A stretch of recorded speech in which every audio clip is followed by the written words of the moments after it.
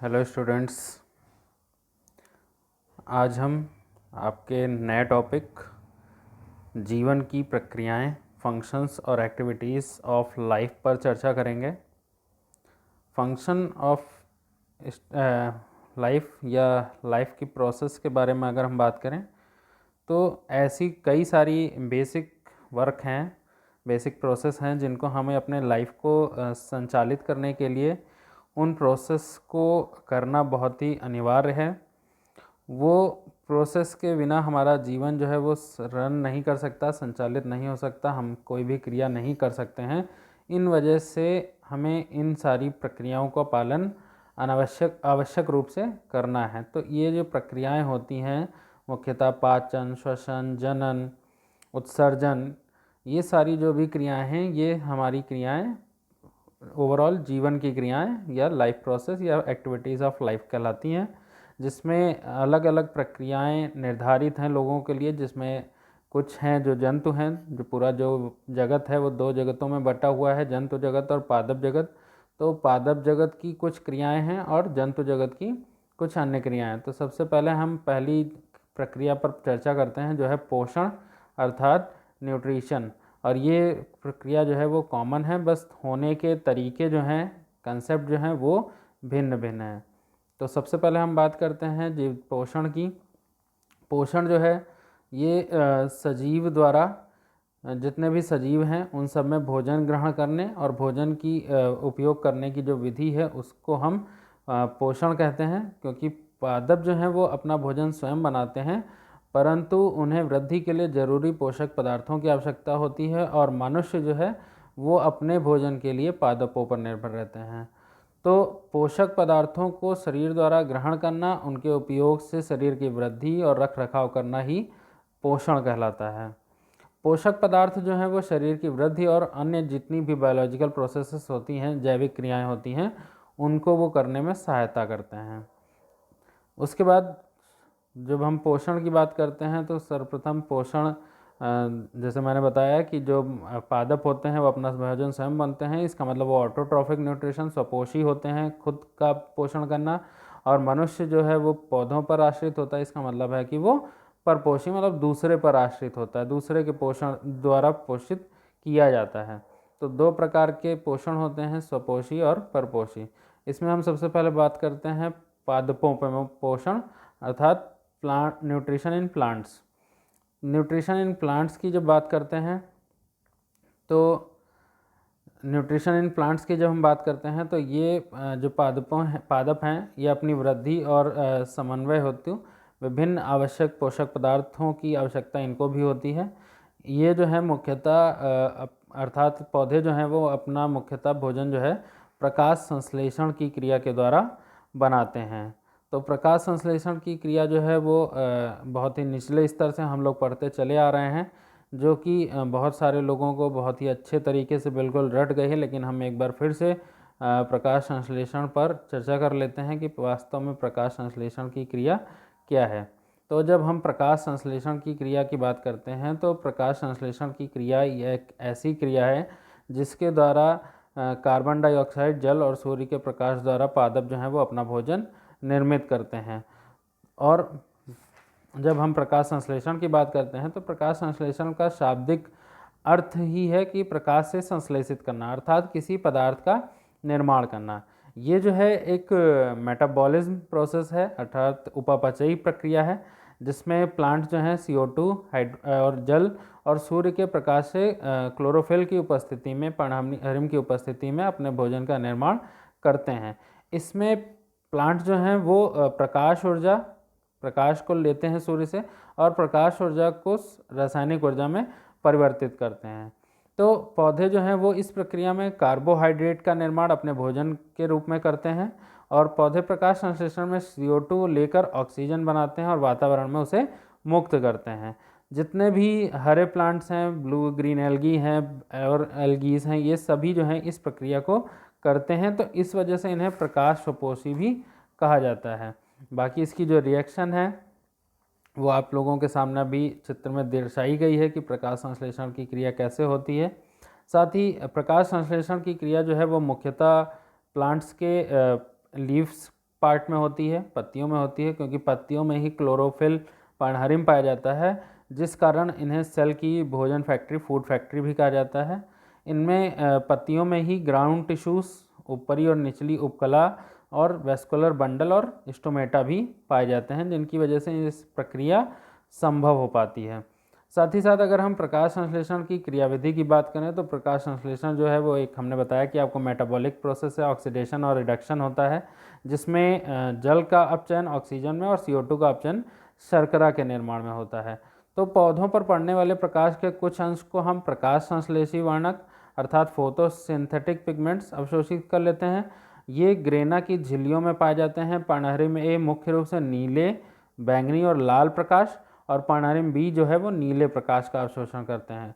तो यहाँ से ऊर्जा, प्रकाश ऊर्जा जो है वो रिएक्शन सेंटर अर्थात प्रतिक्रिया केंद्र तक जाती है, जहाँ पर एनर्जी को स्टोर कर लिया जाता है। साथ ही आप चित्र में भी देख रहे हैं कि प्लांट जो है वो ज़मीन से मिनरल्स और वाटर लेता है, सन से सनलाइट लेता है, और CO2 वातावरण से एडॉप्ट करता है और विमुक्त कर रहा है वो ऑक्सीजन को, और ग्लूकोज का निर्माण करके वो अपने भोजन की प्रक्रिया को निर्मित कर रहा है, जिसके माध्यम से उसे भोजन प्राप्त होगा। उसके आगे पौधा की वृद्धि और विकास जो है वो सुनिश्चित होता है। तो ये है पोषण की प्रक्रिया। अब हम बात कर लेते हैं, ये तो हो गई प्लांट्स की, अब हम बात कर लेते हैं एनिमल्स में अर्थात जंतुओं में। जंतुओं में जब हम पोषण की बात करते हैं तो जंतु भी अपनी वृद्धि, विकास और जैविक क्रियाओं, बायोलॉजिकल जो भी एक्टिविटीज़ हैं उनको सुचारू रूप से चलाने के लिए पोषक पदार्थों का सेवन करते हैं, और यही प्रक्रिया जो है पोषण कहलाती है। तो एनिमल्स में जो न्यूट्रिशन की बात है, ये इसके हम जिस तरीके से पोषक पदार्थ हम ग्रहण करते हैं उसके आधार पर 3 प्रकार से विभाजित किया गया है, जिसमें पहला है पूर्ण भोजी पोषण, होलोजोइक न्यूट्रिशन, दूसरा है पैरासाइटिक न्यूट्रिशन, परजीवी पोषण, और तीसरा है सेप्रोजोइक न्यूट्रिशन अर्थात मृतोपजीवी। तो सबसे पहले हम बात करते हैं होलोजोइक न्यूट्रिशन की। एनिमल्स हैं, इसके अंतर्गत पहला आता है शाकाहारी हर्बीवोरस, जो कि आप लोग बहुत पहले से पढ़ रहे हैं। शाकाहारी वे होते हैं जो अपने पोषक पदार्थ के रूप में पौधे के भाग या पौधे को खाते हैं, अर्थात जैसे गाय, भैंस, बकरी या घोड़ा। दूसरा है कार्निवोरस, मांसाहारी। ये मांसाहारी वे जंतु होते हैं जो अपने पोषक पदार्थ के रूप में अन्य जंतुओं को खाते हैं, जैसे लोमड़ी, शेर, तेंदुआ आदि। तीसरा है सर्वाहारी, ओमनिवोरस। सर्वाहारी जंतु जो है शाकाहारी और मांसाहारी दोनों प्रकार के होते हैं, जैसे फॉर एग्जाम्पल ह्यूमन बींग। उसके बाद आता है हमारा अपघटक, डिकम्पोजर्स। डिकम्पोजर जो हैं ये मृत जंतुओं को खाते हैं, जैसे चींटी, गिद्ध आदि, जिन्हें हम अपमार्जक या स्कैवेंजर्स भी कहते हैं। तो ये हो गए हमारे होलोजोइक न्यूट्रिशन के अंतर्गत। दूसरा है हमारा पैरासाइटिक न्यूट्रिशन। इस प्रकार के पोषण में एक जंतु अपने भोजन को दूसरे जंतु से प्राप्त करते हैं, अर्थात उन्हें हम परजीवी जंतु कहते हैं। जिससे ये भोजन लेते हैं उसे हम पोषी अर्थात होस्ट कहते हैं। ये भी जो है 2 प्रकार का होता है एक्सटर्नल पैरासाइट और दूसरा होता है इंटरनल। एक्सटर्नल पैरासाइट बाह्य परजीवी कहलाता है। ये परजीवी जो है पोषी के ऊपर अर्थात बाहर से चिपक कर या चूस कर अपना भोजन लेते हैं। फॉर एग्जांपल मच्छर, जोंक और जुआ। और दूसरा जो है हमारा इंटरनल पैरासाइट अर्थात आंतरिक परजीवी। ये जो है ये परजीवी पोषी के शरीर के अंदर ही रहता है और अपना भोजन लेता है, जैसे फॉर एग्जांपल हमारे शरीर में कभी कभी एक्सकेरिस वगैरह और राउंडवॉर्म, ये सारे जो हैं टेपवर्म, ये सारी चीज़ें होती हैं। इसके बाद आता है तीसरा हमारा सेप्रोजोइक, मृतोपजीवी। इस प्रकार के पोषण में जंतु अपना भोजन सड़े गले और मृत पदार्थों से तरल कार्बनिक पदार्थों के रूप में लेते हैं। फॉर एग्जांपल बैक्टीरिया या अचार पर आपने देखा होगा कभी फफूंदी वगैरह लगना, ये सारी चीज़ें जो हैं वो मृतोपजीवी के अंतर्गत आती हैं। हम बात करते हैं जंतुओं में किस तरीके के पोषक पदार्थ होते हैं। तो जंतुओं में 7 प्रकार के मुख्यतः पोषक पदार्थ हैं: carbohydrate, protein, fat, vitamin, water, roughage and minerals. तो ये सारी चीज़ें जो हैं वो एनिमल के न्यूट्रिशन के लिए हैं। अब हम अपनी अगली प्रोसेस रेस्पिरेशन, श्वसन पर चर्चा करते हैं कि वास्तव में श्वसन क्या है। श्वसन की जब हम बात करते हैं तो सामान्य रूप से अगर हम देखें तो हमें जीवित रहने के लिए वायु की आवश्यकता होती है, अर्थात सांस लेने की आवश्यकता होती है। बिना सांस लिए हम कुछ ही मिनटों तक जीवित रह सकते हैं, उसके बाद हम जो है मृत हो जाएंगे। तो मनुष्य और जीव जंतु जितने भी सजीव लोग हैं वो सभी ऑक्सीजन ग्रहण करते हैं और कार्बन डाइऑक्साइड निष्कासित करते हैं, परंतु पेड़ जो होते हैं वो मुख्यतः ऑक्सीजन को मुक्त करते हैं और कार्बन डाइऑक्साइड ग्रहण करते हैं, जिस कारण वातावरण में ये बैलेंस जो है वो बना रहता है। यही और साथ ही साथ रेस्पिरेशन होने से हमारे अंदर जो है ऊर्जा बनती रहती है और यही ऊर्जा जो है वो हमारे बायोलॉजिकल एक्टिविटीज़ को पूरा करने में काम आती है। साथ ही साथ मनुष्य और स्तनपायी जंतु जो हैं वो हम फ्रेश एयर में नाक और फेफड़ों द्वारा सांस लेते हैं, और मछलियां जो हैं वो अपने गलफड़ों द्वारा सांस लेती हैं, और पौधे अपने स्टोमेटा या रंध्रों के द्वारा सांस लेते हैं। तो इसमें भी हम सबसे पहले बात कर लेते हैं कि वास्तव में श्वसन क्या है। तो श्वसन भी जो है वो दो प्रकार का है, ऑक्सी श्वसन और अनॉक्सी श्वसन। इसमें भी हम पहले चर्चा कर लेते हैं पौधों में श्वसन की, रेस्पिरेशन इन प्लांट्स की जब हम बात करते हैं तो ये जो है मुख्यतः श्वसन जीवित कोशिकाओं में होने वाली वह क्रिया है जिसमें कार्बनिक पदार्थों के विघटन से जीव के कार्यों को करने के लिए मुख्यतः ऊर्जा का उत्पादन होता है। तो श्वसन के समय पौधे जो हैं वो वायुमंडल से ऑक्सीजन ग्रहण करते हैं और कार्बन डाइऑक्साइड वायुमंडल में निष्कासित करते हैं।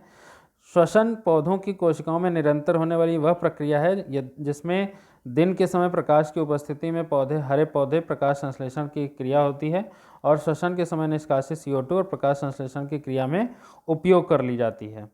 तो जिसके परिणाम स्वरूप वायुमंडल में कार्बन डाइऑक्साइड और ऑक्सीजन का बैलेंस जो है वो बना रहता है। तो ये लगभग रेस्पिरेशन और जो न्यूट्रिशन की प्रोसेस है प्लांट्स में वो एक दूसरे से लिंकअप है।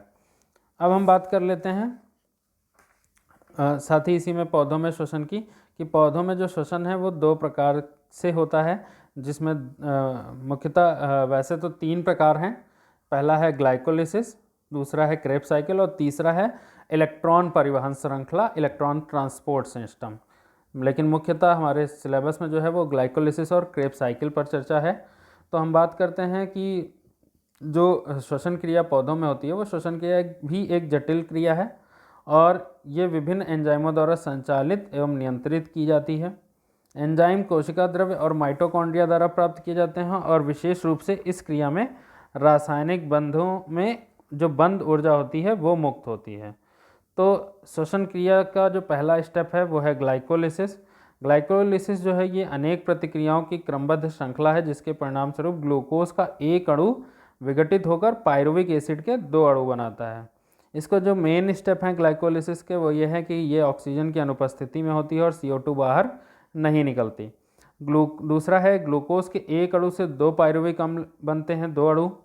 ग्लाइकोलिसिस एक ऑक्सीकरण क्रिया है जिसमें प्रत्येक ग्लूकोज के अणु के ऑक्सीकरण द्वारा 2 ATP अणुओं का लाभ होता है। रासायनिक ऊर्जा जो है वो ATP और NADH2 के अणुओं में संग्रहित होती है। श्वसन की ये क्रमबद्ध क्रियाएं जो हैं वो कोशिका द्रव्य में संपन्न होती हैं और इसमें ऑक्सीजन की आवश्यकता नहीं होती। तो अब हम बात कर लेते हैं क्रेब्स साइकिल की। क्रेब्स साइकिल जो है ये क्रिया माइटोकॉन्ड्रिया की क्रिस्टों की झिल्ली में संपन्न होती है, और क्रेब्स साइकिल की विभिन्न क्रियाएं एक साइक्लिक प्रोसेस में होती है, एक चक्रीय क्रम में होती हैं। तो इस क्रिया के जो मुख्यतः आविष्कारक हैं वो ब्रिटिश वैज्ञानिक क्रेब हैं 1987 में। इन्हीं के नाम पर इस साइकिल को क्रेब्स साइकिल कहा गया। ये क्रिया जो है इसमें साइट्रिक अम्ल और 3 अन्य कार्बोक्सिलिक मूलक COOH वाले कार्बोलिक अम्ल बनते हैं और अपघटित होते हैं, इसलिए इसे हम कभी कभी साइट्रिक अम्ल चक्र या ट्राई कार्बो ऑक्सिलिक TCA चक्र भी कहा जाता है। और तीसरा है मुख्यतः इलेक्ट्रॉन परिवहन श्रृंखला। वो जो है अभी ज़्यादा डेवलप नहीं है, ज़्यादा चर्चा में नहीं है, उसके बारे में मैं थोड़ा सा आपको बताना चाहूँगा कि इस क्रिया में मुक्त होने वाले सभी एंजाइम माइटोकॉन्ड्रिया के कणों में पाए जाते हैं, और ये संपूर्ण क्रिया इलेक्ट्रॉन संवहन तंत्र कहलाती है। तो इस तरीके से हमारे पादपों में श्वसन होता है।